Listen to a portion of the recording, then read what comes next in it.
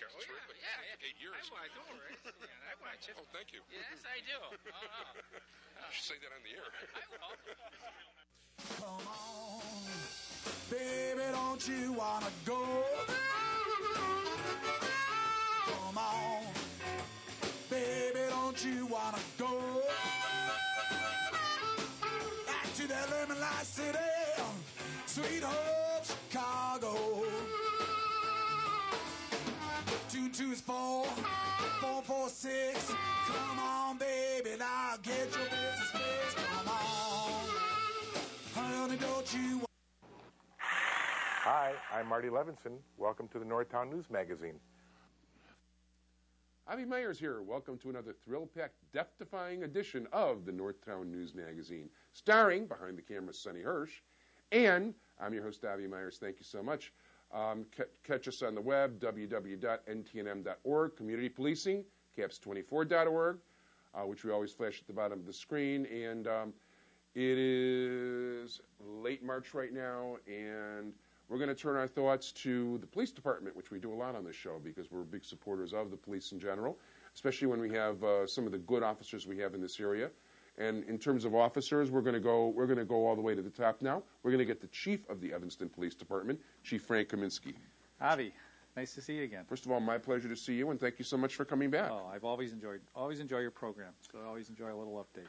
Thank you. No, and we appreciate the update too. And besides I get to see you at least twice a year besides the TV show, and that's of course at Rabbi Klein's Stellar Events. That's right. So big fan of Rabbi Klein, who's actually your the senior police chaplain in Evanston right now. Yes, he is. He has taken over the reins. Reverend Norwood, who was one of the founders of the program, retired, and so Rabbi Klein had moved up the chain, and he is now our lead chaplain. We have about 5 chaplains, so he oversees all the chaplains as well as a contingent of other clergy who help us throughout the department. Yeah, it's nice. Yeah. Now, you get rated sometimes, you get new developments, new ideas. Well, what do you got on tap for us? Well, I guess the big thing to talk about is the continuing decline in crime. That's always a good thing. It's a very good thing, yeah. We just posted our crime statistics for 2005, and once again we found that crime went down 6.4%. Wow, that's significant. The crime has gone down dramatically over the last 7 to 8 years. For example, our index crime rate, I think, right now hovers around 31. Let's see here, 3191. So 3,191 incidents. If we look at back in '97, we were as high as 7,669. Wow. So you can see that dramatic of a drop back from '97. That's more than half the crime gone. It's right, close to 60%. About 50-60% of the crime has dropped. So we're really happy with that. And this again, 2005 showed another decline. So as far as I can tell, we're probably at the lowest crime rates that we've been able to find going back all the way to the 60s. So it's a good feeling, and we're very proud of that. Certainly, the police department I hope plays a part in that trend. But I think you have to look at the overall community and all the different people that are really working together to make Evanston such a viable, safe community. So a lot of good things are going on, and I think the crime statistics are just one reflection of. That's an amazing all reflection. Those things. Now, what is Evanston? Do you have community policing in place there? Oh, right. Yeah, we pride ourselves on being a community policing police department. We believe that it's our philosophy. It's the way we do business. It's a way we emphasize building partnerships, community engagement, and problem solving with the community, with government, and the police. We feel that that's an effective strategy, and things work. We can go through a number of examples of how we've problem solved and really made the neighborhoods better for everybody. It's terrific. Yeah, no, we're really proud of it, and so hopefully, everyone talks about what's going to happen in another couple of years if we're going to see crime rates change or whatever. I think we've really accomplished a lot, and I hope that we'll be able to stay at these low levels. No, that'll be terrific. I hope you could. Listen, I don't want to put any pride. Whatever you've done up to this point is amazing. I mean, that's simply amazing, that kind of reduction. Right. It's been remarkable. So, like I said, a lot of the thanks goes to everybody in the city for building those partnerships and helping us problem solve. That's terrific. Yeah. Now, you were recently evaluated? Well, we're one of the few agencies in the country that are an accredited agency. We were originally accredited back in, it's got to be back in the 80s. We've gone through the Commission on Accreditation for Law Enforcement Agencies. It's a non-for-profit agency. It's based in Virginia.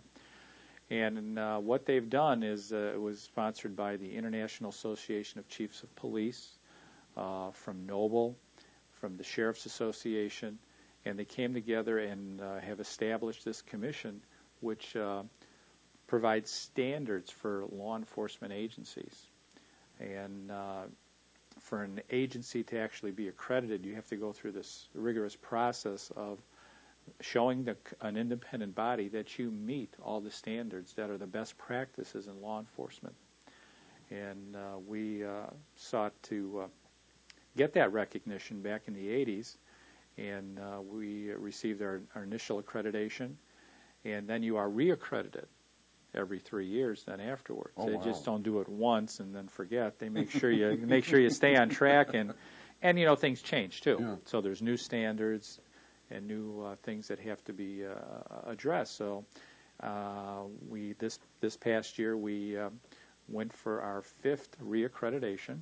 Wow. And we got that recognition. So we're one of the long-standing police departments in the country that has maintained an accredited status. In fact, by achieving it for your 5th time, you then receive another recognition, which is called the Meritorious Award for being accredited for that length of time. So, yeah, we're really proud of it. And we pride ourselves on following the best practices that are out there in the policing field. Well, congratulations. Well, I think that's you. terrific. Yeah. I think it's a reflection on, the department and all the men and women who work to strive to be professionals. And I think the community should, feel comfortable that we strive to be the best, and we'll always strive to be the best. Which I think is terrific. And I know that on the few occasions I've had to deal with the Evanston Police Department, there's a professionalness, friendly, courteousness, and I like it. Well, thank you, and we hope it continues. Yeah, thank you. I was very pleased. I'll tell you a story off the air. It's too long to take your valuable time on this here. So let's talk about what other. Now, one of the things I'd like to talk about that Sonny Hersh really likes a lot, is your panhandling campaign. Oh, sure. I can give you a little history on that, and of course, I did bring our poster for our panhandling efforts. Of course, Sonny Hersh, our cameraman, is the chairman of the District Advisory Committee in the 24th District, West Rogers Park. So I just want to point that out to people who are watching the show. And this is a poster we recently have published throughout the community, or I should say republished. And let me go back on a little history. Back in the mid-'90s, we had a real significant problem of aggressive panhandlers. We identified, I think, in our study at that time, there was about 36 to 40 people who were aggressively panhandling in our core downtown area. Wow. And it was quite overwhelming. And the mayor at that time created a blue ribbon panel, Mayor Morton did, to address the problem and figure out some strategies. And I was part of that process, and we worked on a campaign as to how to deal with aggressive panhandlers. Not only did we create an ordinance, and we did, obviously, enforcement when they violated the law, but then we tried to build support with the Chamber and EVMARK, which is another agency in the downtown area, to try to figure out how we can work together. And we developed a campaign because we're not people are truly in need should be provided for. But we found out that those people who were aggressively panhandling were using all the money that they received on the street to continue substance abuse. And again, the cycle goes over and over. And so our campaign was to people, and says in our message in our poster, is that it's okay to give. Just give it in the right way. give it to those agencies that really help people in need. By putting money in a cup to somebody on the street, all it is perpetuates a problem, substance abuse. I had a teacher when I was a kid. He used to tell us, it was the first time I had a clue about anything like this, and I still didn't understand it. I was probably just in 5th grade. He said, if somebody asks him for a quarter for a cup of coffee, shows you how old I am, by saying that, he would say, hey, you know what, I'll buy you a sandwich, and I'll get you a cup of coffee. Come on with. And he says nobody ever followed him into the shop. Right. So, I mean, your story kind of validates what we've learned, is that the aggressive panhandler really wants the money to use, and certainly not to help themselves, but what we found for substance abuse. And, a lot of times I try to look at the glazed look in people's eyes when they're panhandling with me, and that tells me alone that, I don't think I want to give him any money. Right, right. So we've worked on this campaign, and we think it's been fairly effective. It's we wanted to re-emphasize the whole, given the appropriate way. So we had the pamphlets redone. We had a donor, someone in the community felt it was a good educational tool, so they funded the reprinting of all the brochures. We've passed them out throughout all the business areas in Evanston. We've asked people to post them, and then we put together a flyer that has the places where you can give. We give out a flyer of all the agencies that provide services to people truly in need. And it's really a balanced approach and trying to get at the people who give, because if you give in the right way, you won't have people hanging on the corners. Which I think is true. There's people, when I see people around Devon in California, there's a Jewish agency a block away, there's an Indian, Pakistani agency a block away that will feed people there on the spot. Mm-hmm. And, I look at the people doing the panhandling and give them a good look before I think about anything else. Now, one thing I'm just curious about, I see all these people, I don't know if you have it in Evanston as much, but I'm sure you've seen it too off the expressway exits and on main intersections. And, they've got a sign out there, homeless, whatever. And they all seem to go to the same school to learn how to limp. So, there's never anybody there that's not limping, and they limp a certain way, and I think somebody's teaching these people. Channel 2 once did a thing where they followed them. They actually had a hidden camera, and there was a truck that picked a bunch of them up and dropped them all off every day, and, something like the Evelyn Wood School of Limping, I don't know. Right, right. Well, it's like I said, people truly in need. I mean, there's a lot of social service agencies that are available to help. All you have to do is ask. Yeah. I mean, we work as part of our campaign also. We go and patrol the areas with some of the workers from Hilda's Shelter, who actually come out in the community. We ride together. They do a program called Entry Point, where they go out and really look for people that are homeless and try to bring them into the shelter. And we work very closely with them. We've got a great partnership. So people in need, there's so many resources that are available. All you got to do is ask, and people will help. Yeah. And but a lot of the aggressive panhandlers don't want that help, first of all. Yeah. And so that's usually a signal. And they just want to get that fast return. That I understand. By getting money into the cup.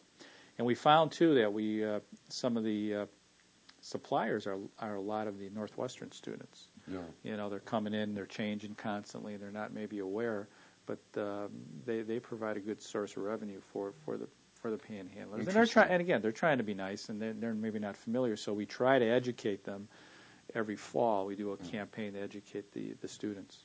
I think this is a really good idea. Well, it's worked. And like I said, we started off with in the area of about 35, 40 aggressive panhandlers, and we're down to about a core of about 6 to 8 now.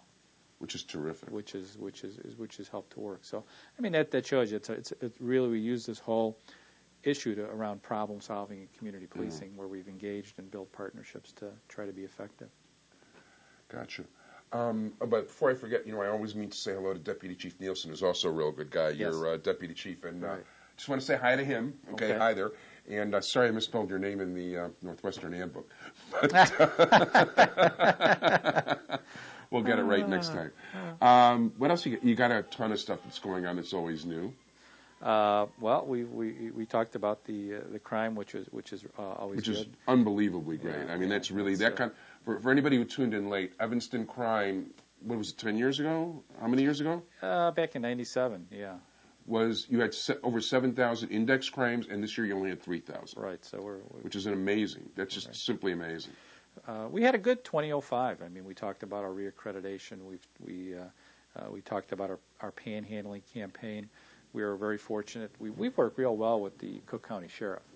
And Sheriff Sheehan has been very supportive of our department and helping us in many of our drug gang initiatives. And we were able to complete another long-term investigation with them, which we titled Operation Triple Play. Okay. And we did an operation with the county where they supplied us with some officers to go undercover and hit several locations to get drugs. We had focused on some business areas.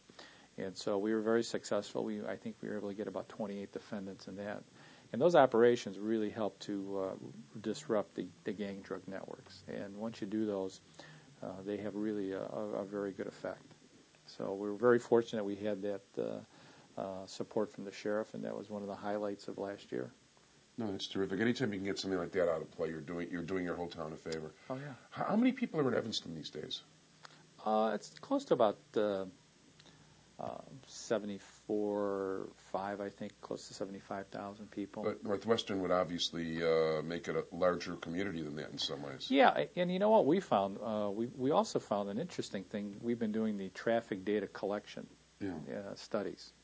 And from the data we collect from all of our traffic stops, we find that 1/3 of the people we stop are Evanstonians. No. 1/3 of the people we stop are actually people from the city of Chicago. Okay. And then the other third are from everywhere else. So it really shows you that Evanston is a place of destination. Over 2/3 of the drivers are from elsewhere other than Evanston. It's really a place where people are coming. And I'm sure that's because of all the development, the downtown area. Oh, there's a ton of stuff over there. As a matter of fact, Sonny and I, when we're wrapping up the shooting today, are running over to Evanston. So, great. And not to mention, I like I don't need to plug a movie theater chain, but I like the Evanston Theater. It's my particular favorite theater. And the downtown is very active. A lot of things are going on. We want to make sure it's a safe environment all the time. And so, but you talk about population. The fact that there's a lot of people coming to Evanston, so the population is somewhat just looking at the numbers misleading, because we do get are really a place of destination for people these days. Yeah, how big is the police department? Well, we're about close to about 220 full-time employees. About 162 of those would be sworn, and the rest are civilian. Okay, so it's a pretty good size. Yeah, it is. It's definitely definitely a decent-sized department. Yeah. So we've got a lot going on. We've got some interesting things going to happen this next year.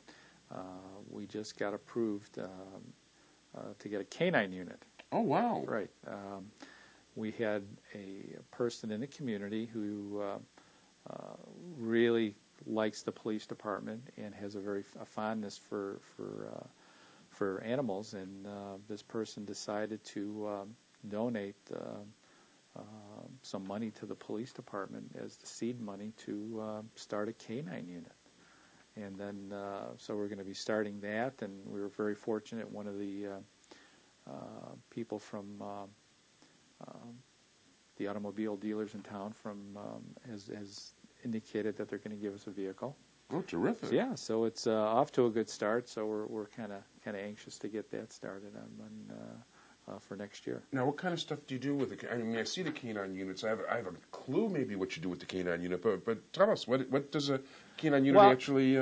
We do use canines frequently, but since we've had kind of a slim budget, we usually ask other people if we can use theirs. Okay. So we've been a borrower, so we're going to be able to hopefully pay back some of the people now. But dogs have a real good service they can provide police departments. For example, on drug searches. When you search a building for drugs, certainly a dog can do it much more efficiently and effectively than officers trying to go through that stuff. And then there's a danger factor. Officers going through things would be, could be things in there, booby traps and things. Where a dog can do it and be much more effectively. safe in doing And they it. sort of innately know how to get around these things. They have a sixth sense about these, staying away from that stuff. Right. And so, we do certainly a lot of work in trying to deal with the drug issues. So I think a dog will be an effective tool there. But, a dog certainly can be used for tracking and for building searches. So, I mean, the dogs serve a dual function. So we'll be able to use it for that. And then it has a certain impact on the community. It has a positive impact, I think. People enjoy seeing, the using dogs in the police function, and I think it has a certain, value just having one and being out in the public and doing some community presentations. So I think it's got value there too.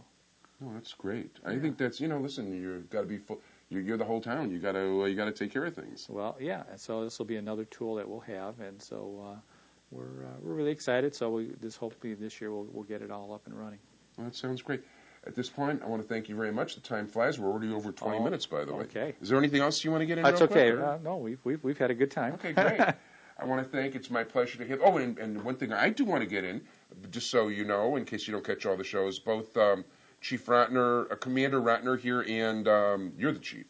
But Commander Ratner and Lieutenant Holman have always, when they've come out of late, have talked about the wonderful cooperation they have with the Evanston Police Department. As a matter of fact, when former Commander Byrne, who's now Deputy Chief Byrne with CDOT, or Deputy whatever, he's also. I remember the first time I interviewed you was on a combined march on Howard Street, and it was great. And it's been a pleasure dealing with you ever since. We're talking about Police Chief Frank Kaminiski. Of course, if you're in Evanston and you got a problem with Chicago, probably call 911 if you want to get a hold of a policeman. It's probably a good idea. Do you have a non-emergency number in Evanston? Sure, 866-5000. 866-5000 is the non-emergency number in Evanston. And Chief Kaminiski, we want to thank you so much for being here. Avi, it's we a want pleasure. to wish you continued success, and we're looking forward to hearing more great numbers in the future from you. Great, thank you. Thank you.